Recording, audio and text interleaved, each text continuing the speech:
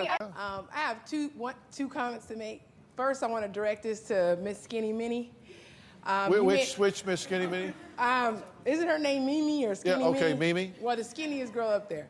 Anyways, she made a comment that you have to have a lot of willingness and motivation to be skinny. I was quoting Dr. Kelly Brownell of Yale. That's what he says. I don't care who you was quoting. You said it, own it. I agree with him, absolutely. Okay, good. But I'm a plus-size model. I am willing and motivated to wake up every day to keep these curves. I don't want to wake up and look like you and be confused and quoting everybody. Why don't you say what you have to say and stand up for what you believe? Oh, I was just tagging on to, she was talking about the same Yale Center, so.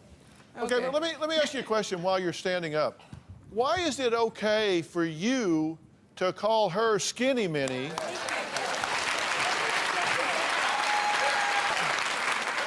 But it's not okay for her to comment about someone's size that's larger. Well, I don't know her name, so, okay, you got me on that, but moving on. No chubbies, no chubbies. No, I got something for no chubbies. You said it, own it. The difference is what she insulted when she was called skinny. Okay. Skinny to me is almost like reverting back to the civil rights movement. Now we're telling fat folks that they have to buy an extra seat. Not too long ago, my grandparents had to sit on the back of a bus. It's almost like segregating folks based on the way they look. I can't imagine. Did you really say that? Calm down. Don't act like you're offended by KKK. I mean, you're so offended by me saying that your approach is so tough. Why do you keep acting like a victim, though? That's what I'd like to know. First of all, well, I don't think we can let something about the KKK just sit there. I find that so incredibly offensive and offensive to the people who, at the hands of that despicable organization, have suffered. You are coming from a totally different place than Jillian is coming from. Why would you project something like that on Because stage? you're projecting it, own it. If it is what it is, I would respect you so much more. Say what it is. You have a problem with fat people. I would respect you so much more if you said, look, fatty, I can't stand you. I hate you. Get the weight off. No, I understand you're passionate about this. You know, this is a picture of you with your grandmother. And you obviously... I obviously hate her, don't I? Just hate her.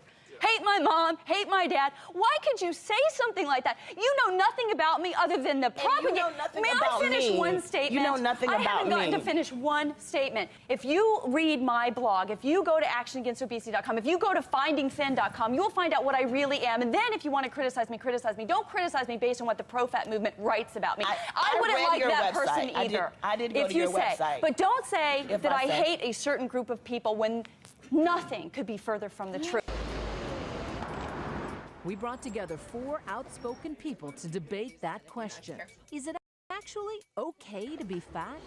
There are 10 million females, 1 million males who suffer from eating disorders in this country. There are really heartbreaking statistics about self-esteem. I think the most important thing that we can give to a child is a love for their body. And having cake and ice cream at someone's birthday party isn't why America's fat. It's acting like every day is somebody's birthday party is why America is fat. But what about when you start to go the other way and you say, oh my God, food, let's be so scared now. That's such a bad thing. I think that's also planting, the anorexic seed possibly from the beginning in children's minds. I mean, I started out as a kind of chubby kid and increased through all of these behaviors. I am this size because I dieted for 20 years. Well, dieting doesn't get you to that size. It does, actually. So when you go through the cycle of weight gain and re-loss and gain and loss and gain and loss, you do wind up at this size. I was bigger than you. I would never be a thin person. Sat here. I would never be a thin person. I was not before my dieting behaviors began. But you're not answering my question. She's saying that you've I'm given saying up. that it's not about giving up is the thing. Like, I gave up dieting because it was a loser game for me. It made me fatter. It made me incredibly unhealthy. It made me full of self-loathing. I do agree that there is stigma that I have to deal with because I am fat, but I'm actually really in celebration of my body. I find beauty in diversity. I think we come in all shapes and sizes. And the assumption that we've dealt with a lot on this show is that just because you're obese, you must overeat. You must have an eating disorder.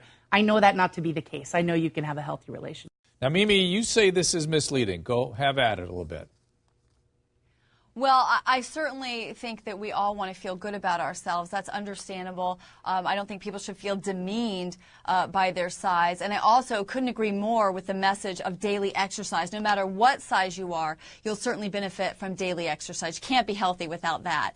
But then let's talk about where we disagree. Behaviors that result in damage or debilitation or even disfigurement to the body, that's never going to be perceived as beautiful. The thing is that I think that the HAES approach, the health at every size approach, has been documented to work.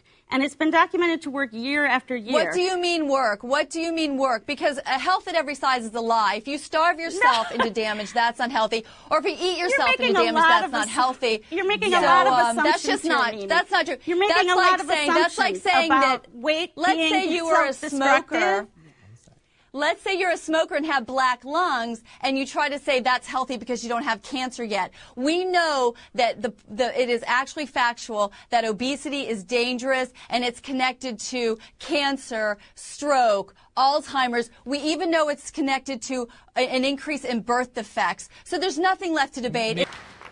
I'm here today to talk to you about a very powerful little word, one that people will do almost anything to avoid becoming. Billion-dollar industries thrive because of the fear of it. And those of us who undeniably are it are left to navigate a relentless storm surrounding it. I'm not sure if any of you have noticed, but I'm fat. Not the lowercase muttered behind my back kind, or the seemingly harmless chubby or cuddly. I'm not even the more sophisticated voluptuous or curvaceous kind. Let's not sugarcoat it. I am the capital F-A-T kind of fat. I am the elephant in the room. Or you may have been thinking, where does she get her confidence from? Because a confident fat woman is almost unthinkable. The fashion-conscious members of the audience may have been thinking how fabulous I look in this Beth Ditto dress. Thank you very much. Where some of you might have thought, oh, black would have been so much more slimming. You may have wondered, consciously or not, if I have diabetes, or a partner, or if I eat carbs after 7 p.m. You may have worried that you ate carbs after 7 p.m. last night, and that you really should renew your gym membership. These judgments are insidious. They can be directed at individuals and groups, and they can also be directed at ourselves. And this way of thinking is known as fat phobia. Like any form of systematic oppression, fat phobia is deeply rooted in complex structures like capitalism, patriarchy, and racism. And that can make it really difficult to see, let alone challenge. We live in a culture where being fat is seen as being a bad person. Lazy, greedy, unhealthy, irresponsible, and morally suspect. And we tend to see thinness as being universally good, responsible, successful, and in control of our appetites, bodies, and lives. We see these ideas again and again in the media, in public health policy, doctors' offices, in everyday conversations, and in our own attitudes.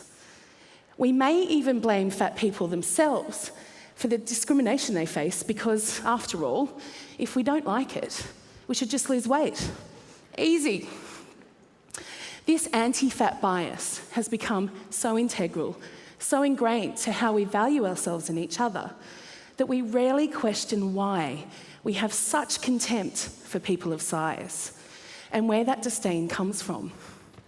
But we must question it, because the enormous value we place on how we look affects every one of us.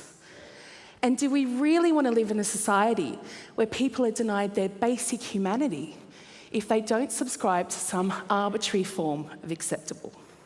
I soon learnt that living outside what the mainstream considers normal can be a frustrating and isolating place.